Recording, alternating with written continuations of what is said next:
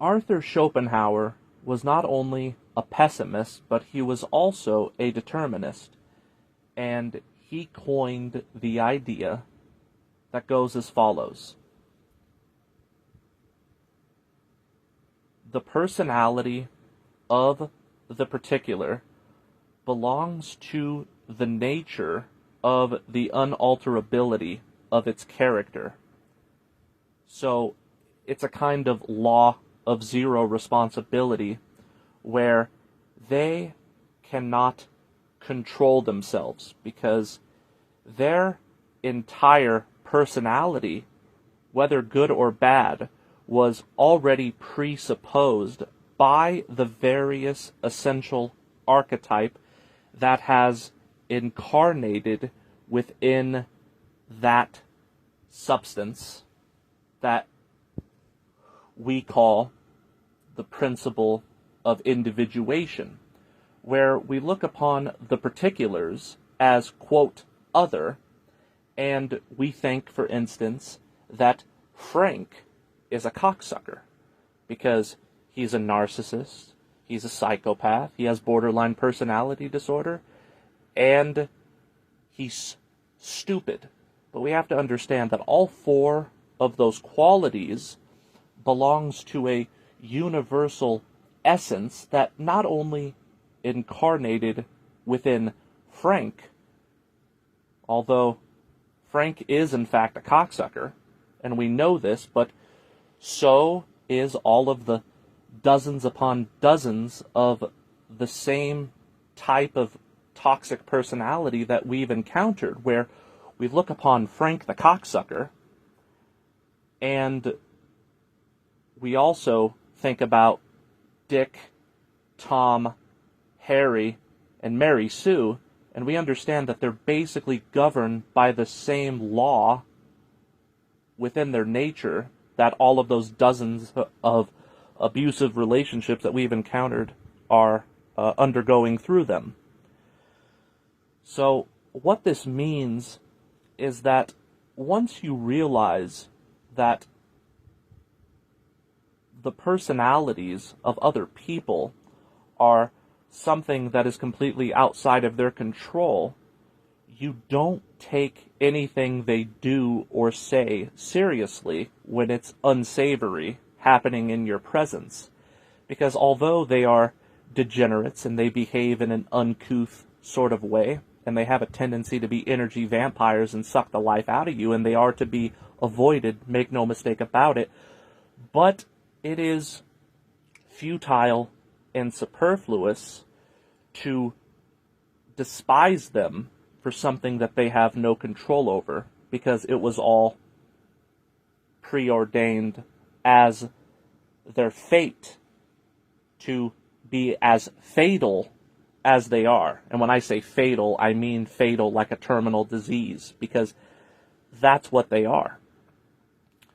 But I remember I used to take things so seriously when I would deal with a Frank, who is the principle of individuation that I refer to as the other, the particular, the substance, or the biology. I understand now that Frank all along was really just the body was just a vessel for something that was a universal archetype that is embodied within millions upon millions of people.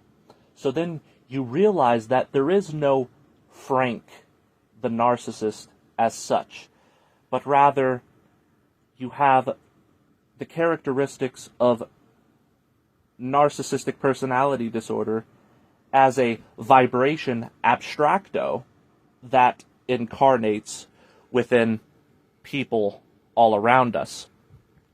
So to oversimplify it, as a metaphor, they are running a program. It's the same with the woke leftist. Although they have no rationality and they're evil and retarded at the same time, the woke leftist belongs to the essence of that very woke ideology, which is a universal essence that belongs to the egregore or demonic thought form that happens to be possessing their physical body.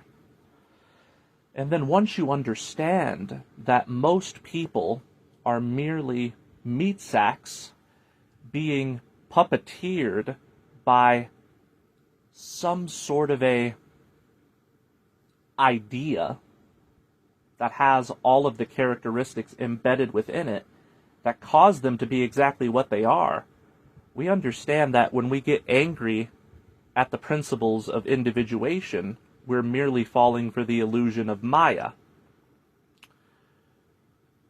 Because, according to Schopenhauer, the principles of individuation are a complete illusion. What we are dealing with are a multiplicity of various essences that embody into the substances. So it's really the essence that is the animating force or catalyst that is the causality. But the particular is only the effect, and it belongs to something that is more universal. So, with that in mind, you mustn't take anything to heart. And that which was most severe, that used to offend you all of the time when it comes to the way these people behave, you now have the attitude of, I'm not going to sweat the small stuff. Because you realize that to lose all of your life force energy getting upset towards a being that is ultimately not really a being, but an entity that belongs to an oversoul of its kind, you're going to be wasting your life force energy on something that is ultimately non-existent. Because when it comes to that Buddhist concept of non-self, that is precisely what we're dealing with. When we're encountering the toxic human personalities with their stupidity, you have to understand that that egotistical delusional program that they're running is in fact a non-self. They just have the illusion that they have some type of an agency as a particular, but really they don't. They belong to the thought form of the species that is also infecting other social waste products to be nothing more than social waste products. So, although I do advocate indifference, and I maintain indifference myself, especially when you see these things as the deterministic robots that are hardly sentient to begin with, as it is, you see it for what it is. At the same time, you ascertain that you are dealing with something that is an illusion. And when I use the term, quote, non-sentient, I don't mean this in the same way you would refer to an NPC or a, quote, computer program. I'm saying that although I acknowledge that they have a central nervous system and they're able to feel emotions and physical sensations, what is, in fact, not sentient is the personality that is governing that particular vessel. The personality is a complete illusion, and it belongs to that Buddhist idea of non-self. Because it's nothing but a series of errors and falsehoods that belong to evil thought forms that governs their behavior. They truly are a vessel that exists for the sole purpose of harnessing all of these particular characteristics and traits that belongs to a personality that is stupid and toxic at the same time. It all goes back to those two things one way or another. You're dealing with mental retardation, and you're dealing with sadistic characteristics because their consciousness is so low that they, for all intents and purposes, might as well be considered soulless, because there's nothing spiritual that is actualized within the awareness that is in their particular body. They have been subject to psychological warfare, and it is the personality of the social engineer who has designed them to behave as a master would want his slave to be. And when I look upon them and I see their rancid behavior, I always remind myself, it's completely superfluous and futile for me to become upset by them, because their personality is insentient to begin with. It's a non-self, and it belongs to a essence of stupidity and narcissism that they have no control over. So, in essence, once you realize that human beings have no free will, and they can't be anything other than what they are, and once you've met one of them, you've at the same time met all of them, because the particular idea that's already embedded with the characteristics of the personality is not only within that principle of individuation, but it's also in thousands of others, millions of others, because they are self-simultaneous with their own species, energetically speaking, right? So, with that being said, we must understand what Schopenhauer says. Their responsibility is zero due to the unalterability of their character, which is something that belongs to a collective entity. And although this collective entity is piecemeal, because it operates differently depending on who you're dealing with, at the same time, once you have encountered one typology, you understand the typology that you're dealing with, and you can compare it to all of the hundreds that you've dealt with before that were just identical to that, because they are self-simultaneous with their particular creature. These personalities are determined. There is no free will for them.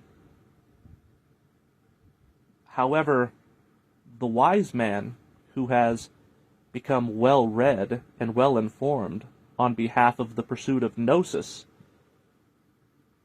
we are dealing there with a incarnation that is less dispirited and more spirit endowed. And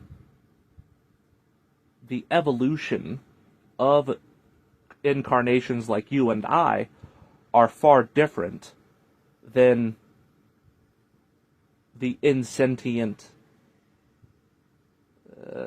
demonic thought forms that we deal with in the outside world, because you and I upon incarnating into the bodies that we occupy, we were already more evolved spiritually because we've done the work.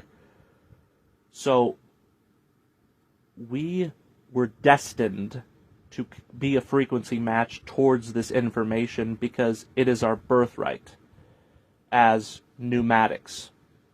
But again, when we're dealing with the Hylics, which is easily 97% of the human population, you have to understand that as soon as they were born, they had no other choice but to be exactly who they became in the here and now.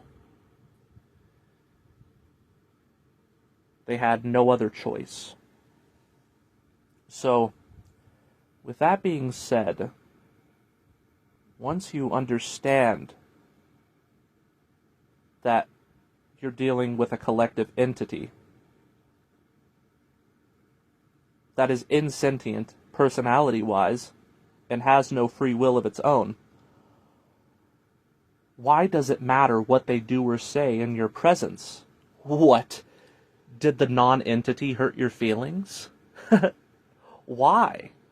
Why do you let the non-entity hurt your feelings? It's a fucking non-entity. The only thing that's really real about all of these particular vessels that are running around everywhere like a bunch of retarded, evil slaves that love their own enslavement, the only thing that's really sentient or, quote, real about them is whether or not they are undergoing physical or emotional pain. And although that insentient personality that has disfigured them so, even that causes them a great deal of suffering, because when you have been embodied with the personality of toxicity and falsehood, it has no choice but to create suffering for themselves and create suffering for others.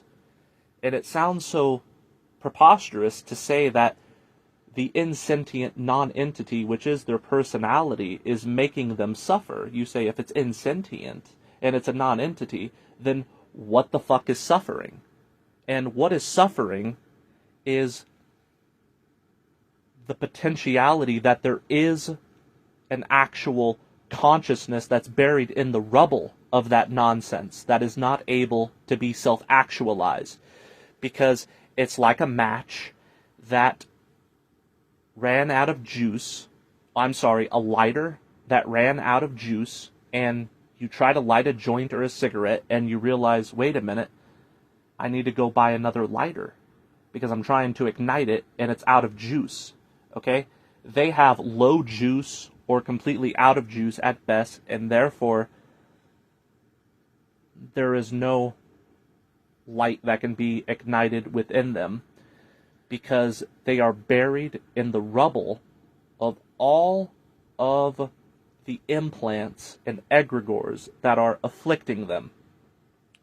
So yes, even though their personality is an insentient non-entity that's a formless demon that we call a delusionary ego, I still acknowledge that they are suffering because of it, and there is a sort of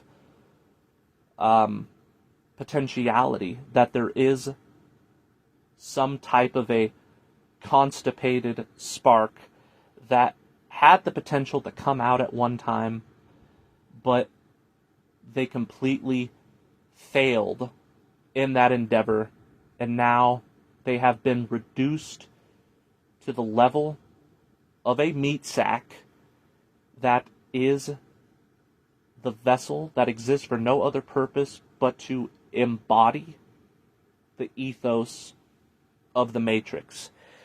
And at one point in time, you and I could have been there.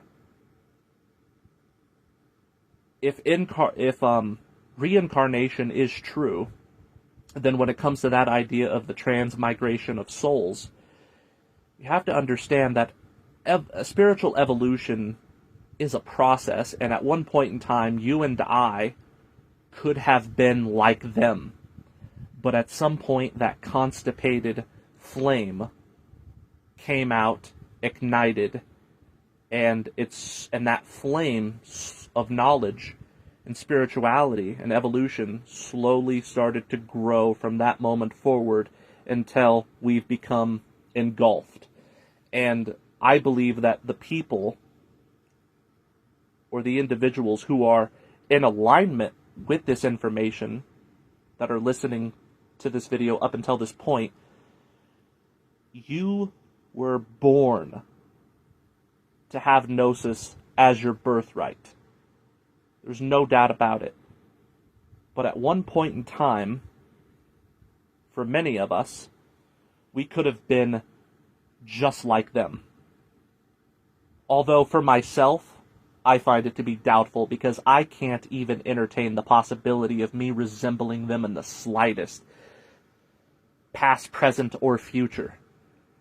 I just find them to be so repugnant that you can't blame me for once considering the possibility that maybe they don't even exist and they're just a figment of my imagination that exists only in the Matrix as something that is likened to sensory perception that is being decoded, and as soon as I turn my back on them, they completely disappear and cease to exist.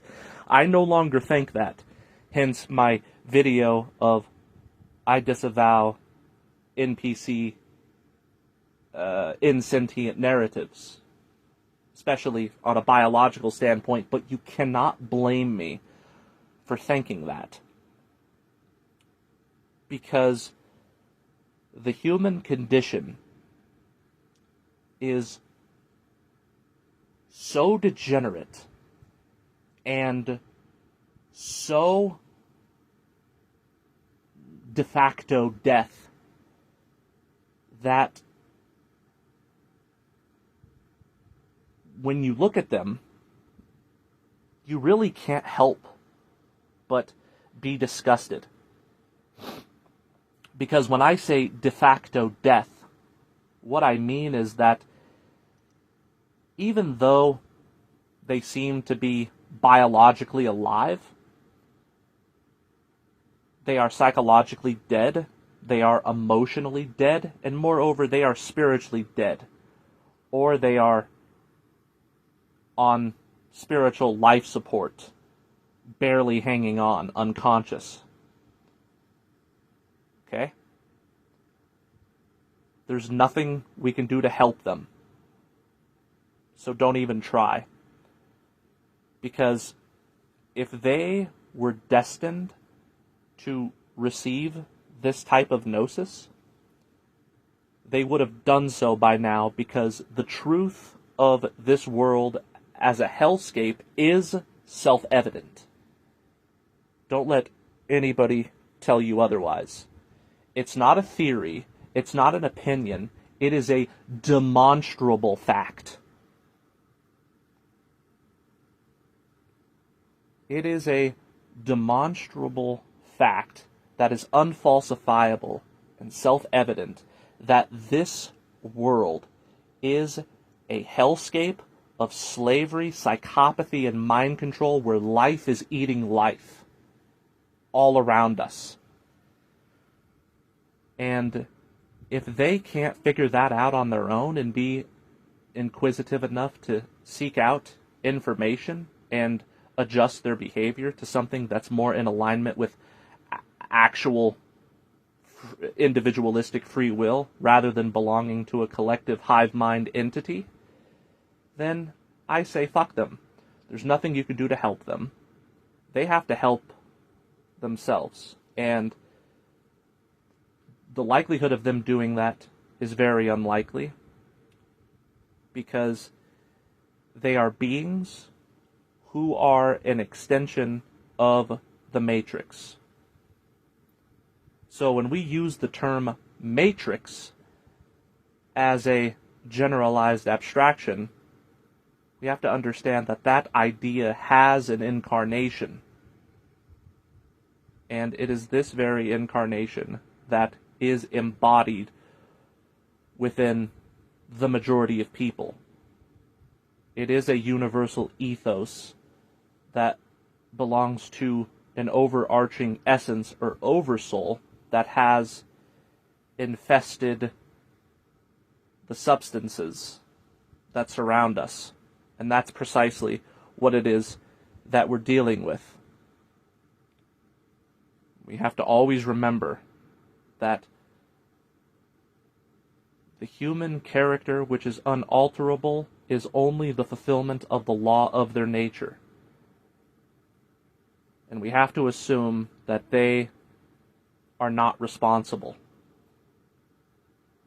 And once we understand that they are a formless, egotistical demon, psychologically, and their personality is insentient, and we don't just think about that theoretically, we know it to be an absolute sober fact, then you're able to maintain your indifference, because a non-entity can never hurt your feelings if you know that they're a non-entity.